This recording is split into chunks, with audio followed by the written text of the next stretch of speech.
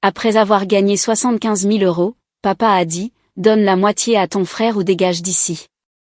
J'ai refusé, et le lendemain, avant deux. J'ai gagné 750 000 € à la loterie. Tu donneras la moitié à ton frère ou tu quittes la maison, ont exigé mes parents. J'ai refusé et le lendemain, avant de partir, je les ai trouvés en train de déchirer le chèque. Mais j'étais mort de rire devant leur stupidité. Salut, Reddit. Cette histoire va vous mettre en colère, vous faire exulter, et probablement vous donner envie d'acheter un ticket de loto, mais restez avec moi car la conclusion en vaut la peine. J'ai gagné 750 000 € à la loterie. Quand j'ai refusé d'en donner la moitié à mes parents, ils ont détruit mon chèque de cérémonie et m'ont ordonné de quitter la maison. Et c'est ce que j'ai fait. C'était la meilleure décision de ma vie. Moi, 25 ans, homme, j'ai besoin de vider mon sac parce que ce qui s'est passé est le genre d'histoire de vengeance qui mériterait un applaudissement l'indigne de Machiavel. Mais d'abord, vous devez comprendre la dynamique familiale dans laquelle j'ai grandi.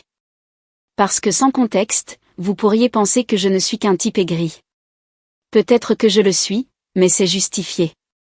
J'avais une de ces familles où la hiérarchie était établie avant même que je sache marcher. Mon frère Ethan, oui, il insiste sur son nom complet et prétentieux, était en quelque sorte l'élu selon mes parents, Linda et Greg. Moi, j'étais la police d'assurance qui existait pour mettre Ethan en valeur par comparaison. Voici le genre d'absurdité dont je parle. Quand Ethan a ramené un novembre 2020 à son test d'algèbre en seconde, ma mère l'a littéralement affiché sur le réfrigérateur et a appelé ma grand-mère pour s'en vanter. Ethan est si naturellement doué pour les maths, s'extasiait-elle, comme s'il venait de prouver l'hypothèse de Riemann. Pendant ce temps, j'obtenais un 19/20 en maths spé. Et la réponse de mon père était, bien. Maintenant, tu pourras peut-être aider ton frère avec ses devoirs. Le favoritisme n'était pas subtil. C'était une politique institutionnelle. Ethan avait sa propre salle de bain tandis que je partageais la mienne avec les invités. Sa chambre était 2 fois plus grande que la mienne, positionnée à l'écart du bruit de la rue. Quand nous allions faire du shopping pour des vêtements, Ethan essayait 15 tenues différentes pendant que ma mère stressait pour lui trouver la coupe parfaite.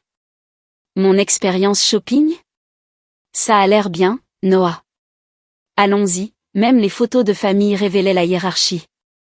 Ethan était toujours au centre, parfaitement éclairé, avec des sourires travaillés. J'étais constamment placé sur le côté, parfois littéralement coupé des tirages finaux que ma mère envoyait aux proches. Elle faisait faire des portraits professionnels d'Ethan seul pour ses photos de classe, mais les miennes étaient des forfaits de base du photographe de l'école. Le matin de Noël était encore plus tordu. Ethan déballait cadeau après cadeau, une nouvelle Xbox, des vêtements de marque, n'importe quel gadget à la mode qu'il avait mentionné une fois en passant. Ma pile se composait généralement de fournitures scolaires génériques et de vêtements de fin de série qui étaient toujours légèrement à la mauvaise taille. Quand je demandais pourquoi le Père Noël semblait avoir des favoris, ma mère me sortait le classique couplet culpabilisateur. Tu devrais être reconnaissant pour ce que tu as, Noah. Tout le monde n'est pas aussi béni qu'Ethan. Le point de rupture pour moi a été la lutte au lycée. J'avais trouvé quelque chose qui me passionnait vraiment. Je pensais que j'aurais enfin un moyen de me démarquer. La réponse de mes parents quand j'ai demandé à rejoindre l'équipe ? L'équipement de lutte, c'est cher, Noah. Trouve un hobby qui ne coûte pas d'argent. C'était littéralement 3 mois après qu'ils aient dépensé 2600 € pour l'équipement de foot d'Ethan parce qu'il avait mentionné vouloir essayer, pour l'expérience. Ce qui a rendu les choses pires, c'est de voir Ethan abandonner le foot après 6 semaines parce que l'entraîneur était trop exigeant. Tout cet équipement est resté dans notre garage pendant des années, à prendre la poussière, pendant que j'empruntais du matériel de lutte d'occasion qui sentait la sueur et la déception des autres. L'entraîneur John m'a vu m'entraîner avec des mouvements que j'avais appris sur YouTube et m'a proposé de me prêter du vieux matériel d'anciens diplômés. Je suis entré dans l'équipe junior en seconde, l'équipe première en première, et j'ai terminé 2e au championnat d'État en terminale. Mes parents ont manqué absolument tous mes combats, non pas parce qu'ils travaillaient. Ils oubliaient simplement ou avaient quelque chose d'important avec Ethan. Pendant ce temps, il assistait à chacun des entraînements de foot d'Ethan, même ceux où il passait la plupart de son temps sur le banc à se plaindre des taches d'herbe sur ses crampons. Les opportunités de bourse grâce à la lutte auraient pu changer toute ma trajectoire. L'entraîneur John avait des contacts dans les universités d'État et passait des appels en mon nom. Mais quand j'ai évoqué la possibilité de bourse de lutte, mon père a immédiatement mis fin à la discussion. La lutte n'est pas une carrière, Noah. Concentre-toi sur quelque chose de concret. Venant du même homme qui planifiait déjà les opportunités de réseautage d'Ethan via son futur programme de commerce. J'ai donc appris à exceller en silence. Je suis devenu très bon pour être autonome. C'est en terminale que leur favoritisme est devenu nucléaire, et j'ai finalement compris que ce n'était pas juste des différences de personnalité.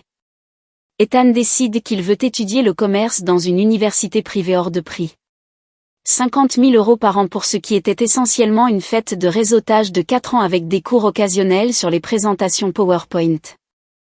Mes parents n'ont pas hésité. Ils ont visité des campus avec lui, engagé un consultant universitaire, payé des cours de préparation au SAT, les frais d'inscription pour 15 écoles, et l'ont même fait voyager pour des week-ends de recrutement. Le consultant universitaire était cette femme prétentieuse qui facturait 280 € de l'heure pour aider Ethan à écrire des essais sur son potentiel de leadership et sa vision entrepreneuriale. Elle passait des après-midi entiers chez nous à l'aider à formuler des réponses aux questions de candidature. En gros, elle écrivait ses dissertations pendant qu'il jouait à FIFA en arrière-plan. Quand Ethan a obtenu 1180 au SAT après 2 séries de cours de préparation coûteux, mes parents ont célébré comme s'il avait percé le code de la physique quantique. Ils ont organisé un dîner et invité des proches pour entendre parler de ses excellentes performances aux tests standardisés. Le processus universitaire pour Ethan, c'était comme regarder quelqu'un recevoir le traitement VIP dans un casino. Mes parents stressaient plus que lui pour ses dissertations, veillant tard pour l'aider à trouver des idées pendant qu'il jouait à Fortnite. Quand les lettres d'acceptation ont commencé à arriver, chacune a eu droit à son propre dîner de célébration. L'acceptation de l'université privée est arrivée avec une bourse au mérite partiel.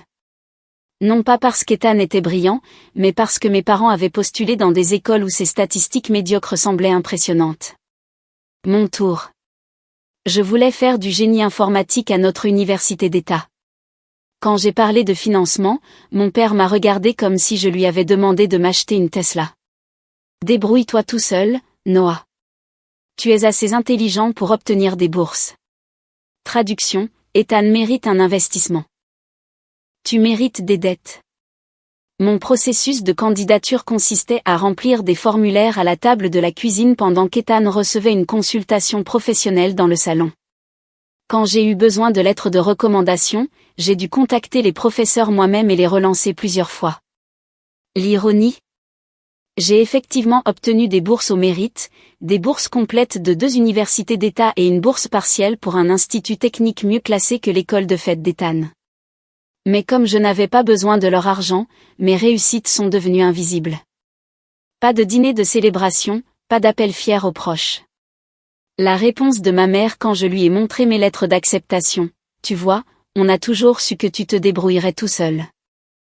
Alors, pendant qu'Ethan menait la belle vie dans son dortoir de luxe, postant des stories Instagram de ses voyages de spring break financés par le fonds d'urgence de mes parents, je faisais des doubles services à la pizzeria de Tony et je vivais de boissons énergisantes et de détermination. Les colis en disaient long. Ethan recevait des boîtes hebdomadaires remplies de ses snacks préférés, d'articles de toilette et d'argent de poche glissés dans des cartes de vœux. Moi, je recevais un texto me demandant comment se passaient les cours, peut-être 2 fois par semestre. J'ai obtenu mon diplôme avec une moyenne de 17/20, un diplôme d'ingénieur en informatique et 55 000 € de prêt étudiant. Ethan a obtenu son diplôme avec une moyenne de septembre 2020, un diplôme de commerce qui valait essentiellement du papier toilette de luxe, et 0 dette. Après l'université, j'ai dû retourner vivre chez mes parents parce que les salaires d'ingénieurs débutants ne vont pas loin quand on rembourse 800 € par mois de prêt étudiant.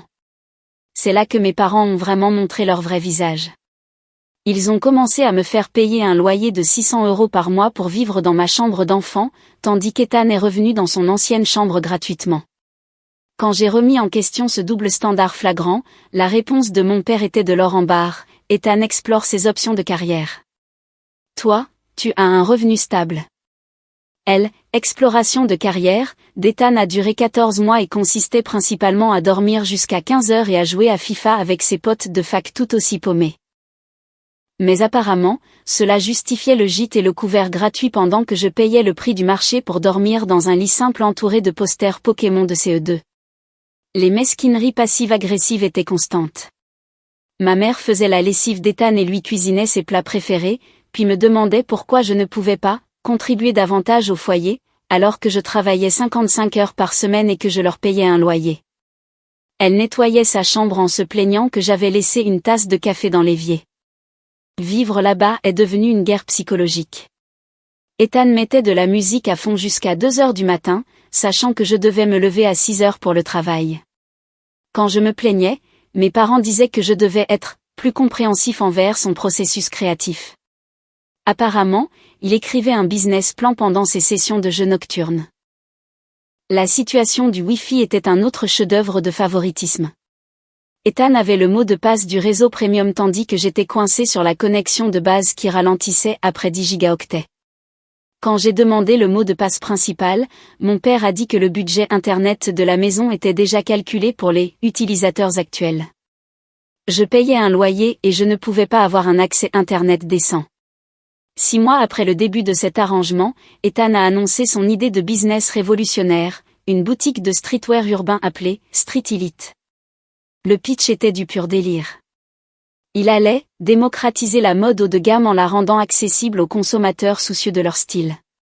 Traduction, acheter des fringues bas de gamme sur Alibaba et les revendre 400% plus cher. Son business plan était littéralement vendre des vêtements cool aux jeunes, avec 0 étude de marché, aucune analyse de la concurrence et aucune compréhension de la gestion des stocks. Quand mon père l'a interrogé sur les données démographiques cibles, Ethan a répondu « Tous ceux qui veulent avoir l'air frais », avec une sincérité totale. Le plan était manuscrit sur du papier de cahier avec des points comme « obtenir des influenceurs » et « marketing viral ». Pas de projection financière, pas d'analyse concurrentielle, pas de compréhension des bases du commerce de détail. Mais mes parents l'ont traité comme s'il avait présenté le plan du prochain Amazon. Mes parents ont liquidé leur épargne retraite, 40 000 €, et la lui ont donnée sans poser de questions. Ils ont payé la boutique, le stock, la marque, et ont même embauché ses frères de fraternité au chômage comme personnel. 8 mois plus tôt, je leur avais proposé une entreprise de conseil en technologie. J'avais des clients potentiels alignés, un business plan détaillé, et je n'avais besoin que de 14 000 € de capital de démarrage. Leur réponse, ça semble trop risqué, Noah. Reste à ton emploi stable.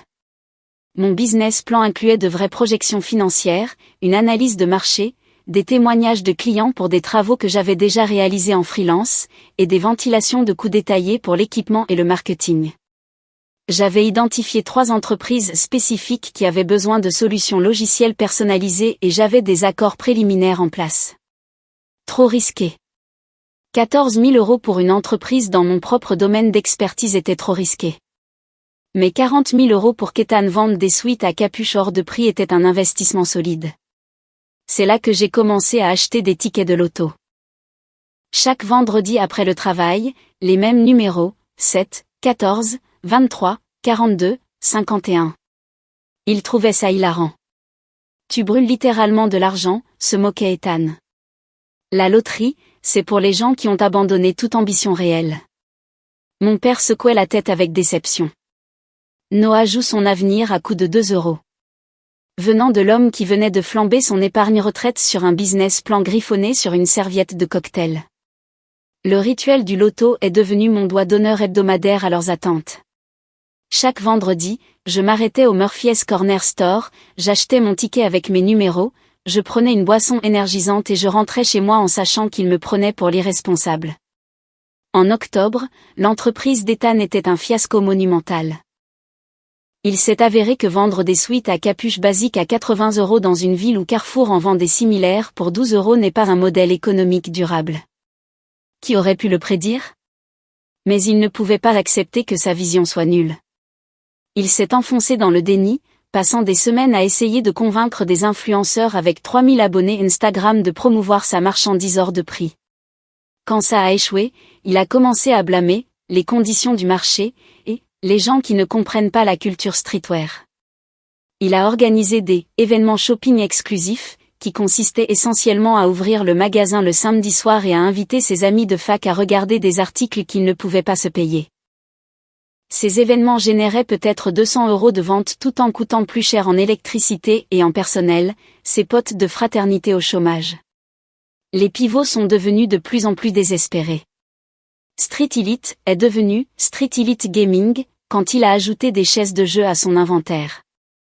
Puis, Street Elite Lifestyle, quand il a essayé de vendre des enceintes Bluetooth et des accessoires pour téléphone. Finalement, Street Elite Pop Culture, quand il a rempli la moitié du magasin de figurines Funko Pop et de produits dérivés d'anime. Chaque pivot nécessitait de nouvelles enseignes, de nouveaux supports marketing, de nouvelles cartes de visite. L'argent fuyait plus vite que les participants à une convention de platistes. Le magasin avait 3 mois de loyer de retard, perdait de l'argent à vue d'œil, et mes parents paniquaient. Au lieu d'admettre qu'ils avaient tout gâché, ils sont venus me voir avec leur solution brillante. Noah, nous avons besoin que tu te portes garant pour un prêt de 23 000 €, a annoncé mon père au dîner, comme s'il demandait le sel. Juste temporairement, jusqu'à ce qu'Ethan se remette sur pied. Je l'ai dévisagé. Tu veux que je me porte garant pour une entreprise qui a déjà fait faillite? Elle n'a pas fait faillite, a sauté ma mère. Ethan a juste besoin de plus de capital pour redresser la barre. Redresser quoi? Il vend des t-shirts à 20 € pour 80 € et se demande pourquoi personne n'achète. Tu ne comprends rien aux affaires, a dit Ethan sans lever les yeux de son téléphone. Toutes les entreprises qui réussissent traversent des moments difficiles. Ce gamin qui ne pourrait pas vendre de l'eau dans le désert me faisait la leçon sur les affaires tout en me demandant de garantir sa dette. J'ai dit non. Évidemment. Ils ont passé les 2 semaines suivantes à me culpabiliser à tour de rôle sur la responsabilité familiale et sur le fait que j'y abandonnais Ethan dans le besoin. Pendant ce temps, j'avais commencé à m'amuser un peu avec la situation. Ethan avait l'habitude de rester éveillé jusqu'à 4 heures du matin à jouer et à regarder Netflix en streaming. J'ai donc commencé à brider sa bande passante internet vers minuit, spécifiquement pour ses appareils. J'avais appris les bases de l'administration réseau dans mon programme d'ingénierie, donc manipuler notre routeur domestique était un jeu d'enfant. Ethan était en plein milieu d'une partie classée quand sa connexion tombait mystérieusement à la vitesse d'un modem 56K. L'abruti passait des heures à dépanner sa connexion, à appeler le support technique, il a même acheté un nouveau routeur. Il était convaincu que nous avions des interférences électromagnétiques surnaturelles. Je l'écoutais rager contre des poltergeists numériques, tout en contrôlant son internet comme un marionnettiste depuis ma chambre.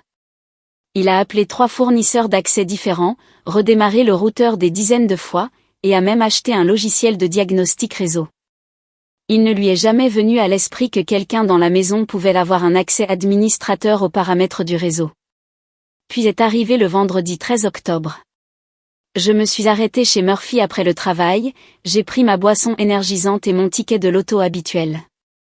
Je suis rentré pour trouver mes parents en mode crise, discutant des options de faillite pendant qu'Ethan boudait dans son coin comme un chiot battu. Je suis allé dans ma chambre, j'ai ouvert une bière et j'ai essayé d'ignorer leur drame. Le tirage du loto est passé vers 23 heures. Les numéros gagnants de ce soir sont le 7, 14, 23, 42, 51. Je suis resté bouche bée. J'ai regardé mon ticket. Chaque numéro correspondait. Le jackpot était de 750 000 €, net d'impôts. Je suis resté assis là pendant 10 minutes, à fixer le ticket, à vérifier et revérifier. Ce n'était pas un jackpot massif du Powerball, mais c'était assez pour changer complètement ma vie. Assez pour construire quelque chose de réel. Ma première pensée n'a pas été de célébrer, car je savais que dès qu'il l'apprendrait, il tendrait la main en attendant l'heure, juste part, de ma chance. Je n'ai rien dit sur le gain pendant 3 jours pendant que je m'occupais de la logistique. J'ai appelé pour dire que j'étais malade le lundi, je suis allé au bureau de la loterie, j'ai tout vérifié et j'ai organisé le paiement. Le protocole standard incluait la photo avec le chèque de cérémonie. Alors, j'ai joué le jeu. J'ai passé ces 3 jours à faire des recherches sur les implications fiscales, les stratégies d'investissement, les opportunités commerciales. Pendant que ma famille sombrait à cause des échecs d'Ethan, je planifiais tranquillement mon indépendance. La situation fiscale était complexe. Les 750 000 € étaient nets d'impôts fédéraux, mais les impôts locaux en prendraient une autre partie. Je devais mettre de l'argent de côté pour les paiements trimestriels, planifier les plus-values sur les investissements et tout structurer pour minimiser la charge fiscale à long terme. J'ai consulté 2 conseillers financiers différents sur les stratégies d'investissement. L'approche conservatrice serait des fonds indiciels et des obligations générant peut-être 6% par an. L'approche agressive impliquait l'immobilier, les investissements dans des entreprises et des actions à plus haut risque. J'ai opté pour une stratégie hybride, assez d'investissements conservateurs pour garantir une sécurité à long terme, assez de capital risque pour potentiellement créer une richesse sérieuse. Mardi soir, je suis entré dans la maison en portant le chèque de cérémonie géant. Ma famille était dans la cuisine, noyée sous les factures et les avis de saisie. « C'est quoi ce bordel ?» a demandé Ethan, en fixant le carton surdimensionné. « J'ai gagné au loto », ai-je dit, en l'appuyant contre le mur. Silence de mort. Puis le visage de ma mère s'est illuminé comme un matin de Noël. « Noah, c'est incroyable. C'est exactement ce dont nous avions besoin. Ethan peut utiliser la moitié de ça pour rembourser ses dettes et relancer son entreprise, a-t-elle poursuivi, dépensant déjà mon argent. 375 000 € devraient suffire à le remettre sur les rails. » Mon père a hoché la tête comme si c'était évident. La famille prend soin de la famille. Noah, tu ne peux pas garder tout cet argent alors que ton frère est en difficulté. Pas de « félicitations » ou « c'est génial pour toi », juste des calculs immédiats sur la façon dont maman pourrait résoudre leurs problèmes. Ethan planifiait déjà son retour. Avec ce genre de capital, je pourrais ouvrir 3 boutiques, a-t-il dit, les yeux brillants. Peut-être franchiser le concept à l'échelle nationale d'ici 2 ans. Le délire était stupéfiant. « Vous êtes sérieux ?» ai-je demandé. « Ne parle pas sur ce ton », a sèchement répondu ma mère. « Et oui, après tout ce que nous avons fait pour toi, aider ton frère est la moindre des choses. Vous voulez dire me faire payer un loyer pendant qu'il vivait gratuitement, financer son entreprise en qualifiant la mienne de trop risquée, me traiter comme une déception pendant 24 ans ? Tu dramatises, a dit Ethan. Maman et papa nous ont toujours traités à égalité. Venant du gamin qui n'avait jamais payé une facture, jamais affronté de conséquences, jamais gagné sa place à table. À égalité ? Ai-je dit, la voix montant. Quand tu as raté la microéconomie, ils t'ont engagé un tuteur. Quand j'ai eu besoin de matériel de laboratoire pour mon projet de fin d'études, ils m'ont dit de me débrouiller. Quand tu as voulu lancer ton entreprise de pacotille, ils ont liquidé leur épargne retraite. Quand j'ai proposé une société de conseil avec de vrais clients alignés, ils ont dit que c'était trop risqué. La dispute a dégénéré alors que 24 ans de ressentiment ont éclaté. Chaque exemple de favoritisme, chaque double standard, chaque fois qu'il l'avait choisi lui plutôt que moi. Mes parents n'arrêtaient pas de dévier, affirmant qu'ils avaient fait de leur mieux, et que je me souvenais mal des choses. Ethan avait toujours besoin de plus de soutien, a dit ma mère sur la défensive. Toi, tu as toujours été si indépendant. Indépendant par nécessité, ai-je rétorqué. Parce que vous avez clairement fait savoir que j'étais seule. Ce n'est pas vrai, a protesté mon père. Nous vous aimons tous les deux. Alors pourquoi ai-je payé un loyer pendant qu'il vivait gratuitement ? Pourquoi son fonds universitaire venait-il de l'épargne retraite alors que le mien venait de prêts étudiants ? Pourquoi assistiez-vous à ces entraînements de foot mais manquiez mes combats de lutte ? Il n'avait aucune réponse. Finalement, mon père s'est levé, le visage rouge de colère. Si tu ne donnes pas la moitié de cet argent à Ethan, tu peux foutre le camp de cette maison tout de suite. Nous ne voulons pas de gens égoïstes ici. Parfait, ai-je dit en attrapant le chèque de cérémonie. Je m'en vais. J'ai fait mes valises pendant qu'il hurlait sur la loyauté familiale et la gratitude. J'ai passé la nuit dans un Holiday Inn à planifier mon prochain coup. J'ai trouvé un appartement en ligne, versé une caution, et organisé mon déménagement pour le lendemain. Mais le lendemain matin, j'ai réalisé que j'avais oublié des documents importants. Je suis retourné vers 7 heures du matin, pensant qu'il dormirait encore. Je suis entré discrètement et je me suis dirigé vers ma chambre. C'est là que j'ai remarqué que le chèque géant n'était plus là où je l'avais laissé. Je l'ai trouvé dans le salon, complètement détruit, réduit en confettis, coupé au ciseau, déchiré en morceaux. Mes parents et Ethan étaient assis autour de la table basse comme s'ils venaient de finir d'ouvrir des cadeaux de Noël, sauf qu'au lieu de papier cadeau, ils étaient entourés de morceaux de mon chèque de loto. Ils ont levé les yeux quand je suis entré. « Tiens, tiens », a dit Ethan, en brandissant un morceau avec une partie de mon nom dessus.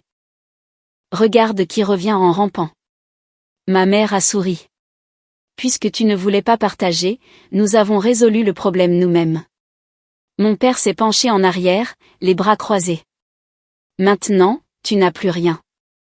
Ça fait quoi de tout perdre à cause de ta cupidité ? » Ils étaient là, assis, convaincus d'avoir détruit mon avenir par dépit. J'ai regardé la destruction pendant quelques secondes, en processant leur stupidité. Puis j'ai commencé à rire. Pas un petit rire. Un rire à gorge déployée, les larmes coulant sur mes joues. Un rire à en perdre le souffle. « Qu'est-ce qui ne va pas chez toi ?» a exigé Ethan. « On vient de détruire ton argent de la loterie. » « Oh mon Dieu !» ai-je haleté entre deux rires. « Vous êtes tellement stupide, c'est incroyable. » La pièce est devenue silencieuse. « Ce chèque ne vaut rien, ai-je dit, en montrant les restes déchiquetés. C'est un chèque de cérémonie, bande d'idiots finis. Un accessoire pour les photos. L'argent, le vrai, est déjà en cours de virement et arrive sur mon compte aujourd'hui. » La couleur a quitté leur visage comme si on avait tiré une bonde. « Vous pensiez vraiment qu'ils me remettraient 750 000 € en espèces et me renverraient à la maison avec ? » Ai-je continué. « Mon Dieu, vous êtes encore plus bête que je ne le pensais. » Ma mère a essayé de se rattraper. « Noah, attends. On n'avait pas compris. » « Vous aviez parfaitement compris, l'ai-je coupé. Vous avez essayé de détruire ma vie par dépit parce que je ne voulais pas financer le prochain échec d'Ethan. Vous m'avez montré exactement qui vous êtes. » J'ai pris mes documents et je me suis dirigé vers la porte. « Noah, s'il te plaît, » a appelé ma mère. « On peut arranger ça. »« Vous l'avez parfaitement arrangé, » ai-je répondu en partant. « Merci d'avoir rendu cette décision si facile. » Ce fut la dernière conversation que j'ai eue avec l'un d'entre eux. L'argent est arrivé sur mon compte cet après-midi-là, et la première personne que j'ai appelée était mon meilleur ami, Lucas. Nous étions proches depuis la fac. Il était la seule personne qui avait été témoin de la façon dont ma famille me traitait et l'avait dénoncé dès le premier jour. « Mec, tu as vraiment gagné ?» a dit Lucas quand je lui ai raconté. « C'est le karma en action, putain. » Lucas était coincé dans un boulot de développement d'entreprise, gagnant bien sa vie mais détestant chaque minute. Il avait toujours été le seul à croire en mes idées de business, même quand ma propre famille les rejetait. Il avait vu la dynamique de ma famille se jouer lors de visites à l'université et n'avait jamais compris le favoritisme. Il était là quand j'ai reçu mes lettres de bourse, célébrant avec une pizza à emporter pendant que mes parents planifiaient la coûteuse tournée des universités d'Ethan. Il m'avait vu cumuler 3 emplois pour éviter d'emprunter de l'argent pendant qu'Ethan recevait des colis hebdomadaires et des financements pour ses vacances. « Tu te souviens de cette boîte de conseils que tu voulais lancer ?» lui ai-je demandé. « Et si on faisait quelque chose de plus grand ? Et si on créait notre propre société de logiciels ? » Voici ce que la plupart des gens ne comprennent pas à propos de 750 000 €. Ce n'est pas assez pour prendre sa retraite, mais c'est assez pour prendre de vrais risques. Après avoir vu mes parents flamber leurs économies sur l'échec garanti d'Ethan, je savais que je voulais construire une véritable richesse à long terme, comme je l'avais prévu avec mes actifs précédents. Lucas et moi échangions des idées depuis des années. Nous savions tous les deux que le marché des entreprises locales avait un besoin criant de solutions logicielles sur mesure. Les entreprises étaient coincées avec des systèmes coûteux et surchargés qui ne correspondaient pas à leurs besoins. Une opportunité massive pour une entreprise de développement agile qui pourrait construire exactement ce dont les clients avaient besoin. Nous avions passé des nuits blanches à élaborer des modèles économiques, à identifier les lacunes du marché, à discuter de ce que nous ferions différemment des entreprises établies.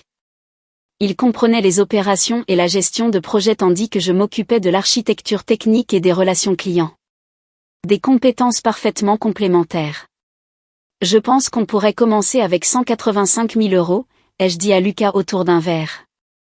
Assez pour couvrir les salaires, l'équipement et les locaux pour la première année. Si on est intelligent, on peut être rentable d'ici le 10e mois. Les yeux de Lucas se sont illuminés. Tu es sérieux? On ne peut plus sérieux. J'en ai marre de travailler pour des gens qui ne valorisent pas ce que j'apporte. Nous avons passé le mois suivant à construire un vrai business plan, pas un croquis sur une serviette comme le désastre de Street Elite, mais de vraies projections financières, une analyse de marché, des stratégies d'acquisition de clients. J'ai utilisé mes contacts en ingénierie pour trouver des clients potentiels avant même d'ouvrir nos portes. Nous avons étudié la concurrence, analysé la demande du marché, calculé des marges bénéficiaires réalistes, construit des modèles financiers pour plusieurs scénarios. Lucas apportait son expertise en opération tandis que je m'occupais de l'architecture technique et des relations clients. Nous avons identifié 3 segments de marché spécifiques, les petites entreprises manufacturières ayant besoin de systèmes de gestion des stocks, les commerces de détail nécessitant des plateformes de relations clients, et les sociétés de services cherchant à optimiser leur flux de travail. Chaque segment avait des exigences techniques différentes mais partageait des besoins communs pour des solutions personnalisées et abordables. L'analyse concurrentielle a révélé que les entreprises établies étaient soit trop chères pour les petites entreprises, soit trop rigides pour des besoins personnalisés. Un positionnement de marché parfait pour une start-up agile capable de fournir des solutions de qualité à des prix raisonnables. Le reste de l'argent de la loterie a été placé dans des investissements conservateurs et un apport pour une maison. Je n'allais pas être une autre histoire édifiante de gagnant du loto qui a tout perdu. J'ai donc protégé mes actifs avec soin, en tirant les leçons du passé. En février, nous avions lancé Apex Solutions, une société de développement de logiciels sur mesure axée sur les petites et moyennes entreprises. Je m'occupais de l'architecture technique et des relations clients. Lucas gérait le développement et les opérations. Nous avons loué un modeste bureau en centre-ville. Notre premier client était une chaîne de restaurants locale qui avait besoin d'une meilleure gestion des stocks. Leur logiciel existant leur coûtait des milliers d'euros en gaspillage car ils ne pouvaient pas suivre les schémas d'utilisation en temps réel. Nous leur avons construit quelque chose de sur mesure pour 17 000 € qui leur a fait économiser 5 500 € par mois. Le bouche à oreille s'est répandu rapidement après ça. Notre approche était différente de tous nos concurrents. Au lieu de proposer des forfaits coûteux et surchargés de fonctionnalités, nous commencions par des sessions de découverte détaillées pour comprendre exactement ce dont les clients avaient besoin. De nombreuses entreprises payaient trop cher pour un logiciel qui faisait 50 choses mal au lieu de 10 choses parfaitement. Le projet de la chaîne de restaurants nous a appris de précieuses leçons sur la communication avec les clients et la gestion réaliste des délais. Les restaurateurs comprenaient leur métier, mais pas la technologie. Nous avons donc appris à traduire les solutions techniques en avantages opérationnels. Votre nouveau système réduira le gaspillage alimentaire de 30%, raisonnait mieux que, une optimisation de la base de données améliorée permet un suivi des stocks en temps réel. Le 6e mois a apporté un contrat avec une entreprise manufacturière pour numériser l'ensemble de leur système de gestion des flux de travail. Ce seul projet a généré 80 000 € et nous a établis comme des acteurs sérieux sur le marché régional. Leur processus existant impliquait 5 plateformes logicielles différentes qui ne communiquaient pas entre elles. Les employés saisissaient les mêmes données plusieurs fois, créant des erreurs et de l'inefficacité. Notre solution a tout rationalisé en une plateforme unifiée avec des contrôles d'accès basés sur les rôles. Les directeurs de production pouvaient mettre à jour les plannings qui ajustaient automatiquement les délais d'expédition et mettaient à jour les projections financières. Les données de contrôle qualité alimentaient directement les métriques de production sans saisie manuelle. La mise en œuvre a nécessité 3 mois de collaboration intensive, mais les résultats ont été immédiats. L'efficacité de la production a augmenté de 25%. Les erreurs de saisie de données ont chuté de 60%. Et la direction avait enfin une visibilité en temps réel sur les opérations. Lucas était le partenaire commercial parfait. Affamé comme moi, mais pragmatique quand je voulais grandir trop vite. Maîtrisons ce que nous faisons avant d'essayer de conquérir le monde, disait-il quand je devenais trop ambitieux. Son expérience en opération nous a permis de rester disciplinés en matière de gestion de projet et de communication avec les clients. Pendant que je me concentrais sur les solutions techniques, Lucas s'assurait que nous livrions à temps et dans les limites du budget. Les semaines de 60 heures étaient différentes quand on construisait notre propre avenir au lieu d'enrichir quelqu'un d'autre. Chaque nuit passée au bureau était un investissement dans notre vision, pas pour payer la 3e maison de vacances d'un PDG. Puis est arrivé le contrat qui a tout changé. Le 11e mois a apporté notre plus grande opportunité. La plus grande société de transport de notre région perdait de l'argent à cause d'une optimisation inefficace des itinéraires. Les chauffeurs brûlaient du carburant parce que la répartition utilisait encore des cartes papier et une intuition des années 90. Leur directrice des opérations, Lisa, avait entendu parler de notre travail par le client manufacturier. Elle nous a appelés pour une réunion. Nous perdons 38 000 € par mois en carburant gaspillé et en heures supplémentaires parce que notre système de routage est nul. Pouvez-vous arranger ça? Le système existant était un cauchemar. Des feuilles de calcul Excel, des cartes imprimées et un logiciel de répartition qui semblait avoir été codé pendant l'administration Clinton. Les chauffeurs arrivaient à 5 heures du matin pour découvrir que leurs itinéraires avaient changé 3 fois pendant la nuit. Pas d'intégration GPS, des appels constants à la répartition pour obtenir des indications. Les répartiteurs créaient des itinéraires basés uniquement sur des listes d'adresses sans tenir compte des schémas de circulation, des fenêtres de livraison, de la capacité des véhicules ou de l'expérience des chauffeurs. Les itinéraires pouvaient envoyer des chauffeurs traverser la ville 4 fois dans la même journée ou programmer des livraisons en centre-ville pendant les heures de pointe. L'inefficacité était stupéfiante. Les chauffeurs faisaient en moyenne 12 à 15 arrêts par jour alors qu'un routage optimisé pourrait en permettre 20 à 25. Les heures supplémentaires plombaient leur budget salarial, tandis que la satisfaction des clients souffrait des livraisons tardives et des fenêtres horaires manquées. Donnez-nous 2 semaines pour analyser votre processus actuel, ai-je dit à Lisa. Nous construirons un prototype qui économisera 25% rien que sur les coûts de carburant. Lucas et moi avons passé ces semaines en immersion dans l'entreprise de transport, accompagnant les chauffeurs, chronométrant les itinéraires, analysant les schémas de circulation. Nous avons découvert que les répartiteurs créaient des itinéraires basés uniquement sur les adresses de livraison sans tenir compte du trafic, des travaux ou d'un séquençage logique. Les chauffeurs pouvaient se retrouver en centre-ville pendant les heures de pointe, conduire 45 minutes en banlieue pour un seul colis, puis retourner en centre-ville pour la livraison suivante. Nous avons suivi les données GPS de 10 chauffeurs sur 5 jours, documentant chaque inefficacité. Les données étaient pires que prévu. Les chauffeurs parcouraient en moyenne 40% de kilomètres en plus que nécessaire, passaient plus de 3 heures par jour dans des embouteillages qui auraient pu être évités et faisaient des tentatives de livraison en dehors des fenêtres horaires optimales. Notre solution était élégante. Suivi GPS en temps réel intégré aux données de trafic. Optimisation automatique des itinéraires qui s'ajustaient en fonction des retards. Application mobile pour des mises à jour instantanées du statut de livraison. Au lieu de 3 heures de planification manuelle, les répartiteurs pouvaient optimiser 50 itinéraires en 8 minutes. La démonstration du prototype était magnifique. Lisa a regardé notre système prendre leur pire itinéraire de la semaine précédente, celui qui avait pris 11 heures et 420 km à un chauffeur, et l'optimiser à 7,5 heures et 275 km. Même livraison, même journée, mais 3,5 heures d'heures supplémentaires en moins et 145 km de carburant économisé. Combien? A immédiatement demandé Lisa. 90 000 € pour le système complet, ai-je dit. Plus 750 € par mois pour l'hébergement et les mises à jour. Elle n'a pas négocié. Quand pouvez-vous commencer? Ce contrat a tout changé. Pas seulement l'argent, bien que 90 000 € soit plus que nos 8 premiers mois combinés, mais la crédibilité. Cette société de transport était une référence régionale. Une fois que la nouvelle s'est répandue que nous avions révolutionné toute leur opération, notre téléphone a commencé à sonner sans arrêt. La mise en œuvre a pris 2 mois de semaine de 80 heures. Mais lorsque nous sommes passés en production, les résultats ont été immédiats. L'entreprise a réduit ses coûts de carburant de 32%, réduit les heures supplémentaires de 38% et amélioré les livraisons à temps de 28%. Lisa nous a envoyé du champagne avec un mot, vous venez de sauver mon travail et mon mariage. Je peux enfin rentrer à la maison avant 21h.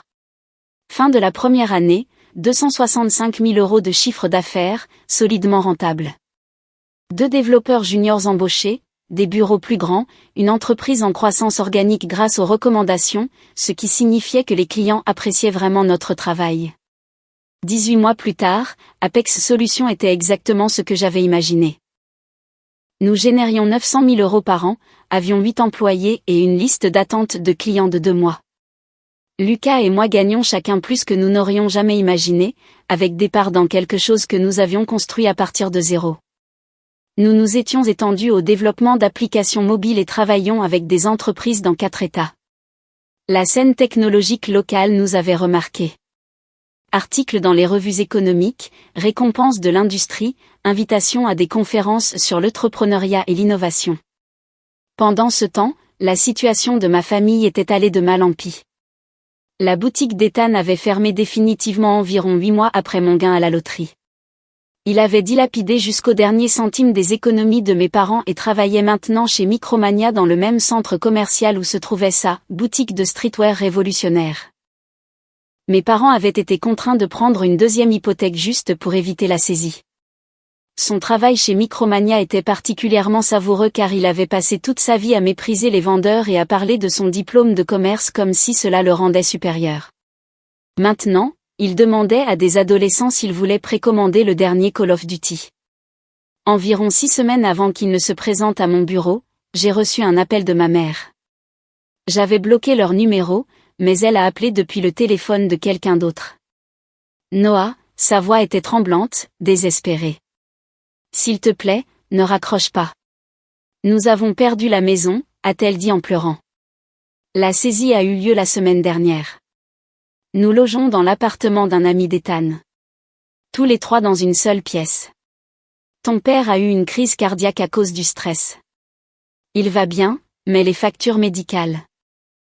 La rengaine classique pour déclencher chaque mécanisme de culpabilité qu'ils avaient installé pendant 24 ans. Nous savons que nous avons tout gâché, a-t-elle poursuivi.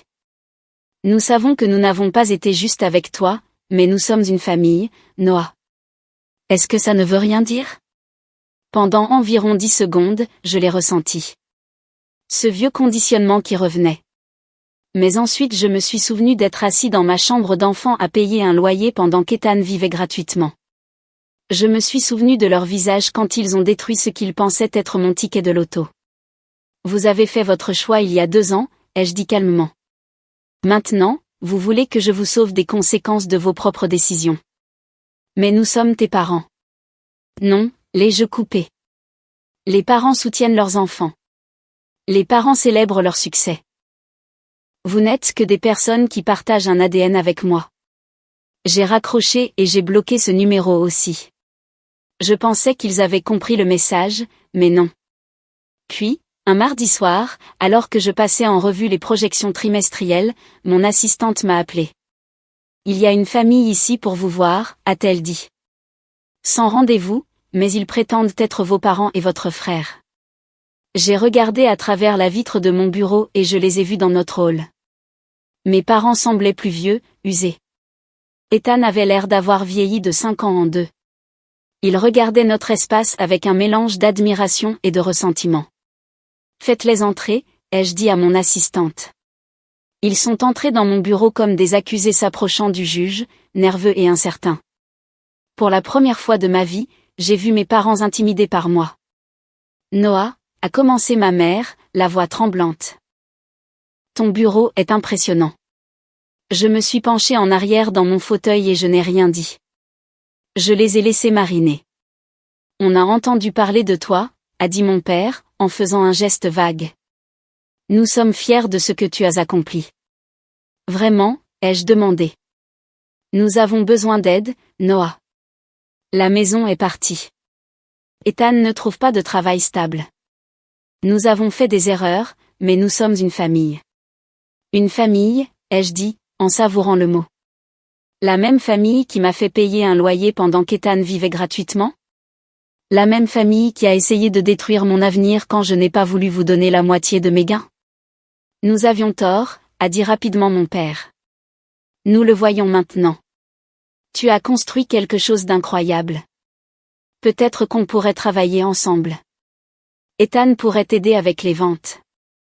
J'ai levé la main. Laissez-moi résumer. Vous avez littéralement essayé de me saboter quand j'ai enfin eu une chance. Maintenant que votre enfant prodige a échoué et que j'ai réussi au-delà de vos espérances, vous revenez pour demander la charité. Ce n'est pas comme ça, a objecté ma mère. C'est exactement comme ça, ai-je dit en me levant. Voici ce qui va se passer. Vous allez quitter mon bureau et ne plus jamais me contacter. Si vous vous présentez ici ou chez moi, j'appellerai la police. Alors qu'ils atteignaient le seuil, Ethan s'est retourné. Tu as vraiment changé, Noah. J'ai souri. Oui, j'ai changé. J'ai arrêté d'accepter les miettes et j'ai commencé à exiger le repas entier. Meilleure décision de ma vie. La fin parfaite. Le lendemain matin, je suis allé chez le concessionnaire BMW et je me suis acheté une M5 neuve, blanc alpin. Toutes les options de performance, la totale.